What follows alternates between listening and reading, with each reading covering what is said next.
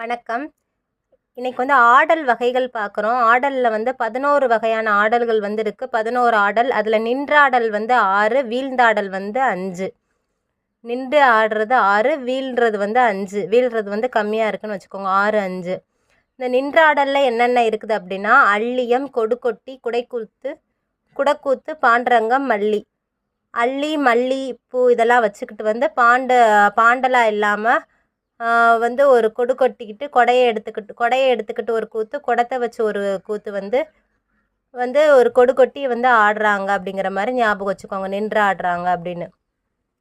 வீழ்ந்த ஆடலுக்கு விழும்போது விழுந்து துடிச்சு போயிருக்கிறாங்க. அந்த நேரத்தில் கடைக்கு பேடு அப்படின்னு சொல்கிறாங்க. அதான் பேடு அப்படின்றாங்க. கடைக்கு பேடுன்னு சொன்னோன்னே, நானே மரக்கால் வச்சுக்கிட்டு இருக்கேன் அப்படின்னு பாவை சொல்லியிருக்காங்க. இந்த சிலப்பதிகாரத்தில் மாதவி இந்த 11 வகையான ஆடல்களையும் ஆடியிருக்காங்க. தேங்க்யூ.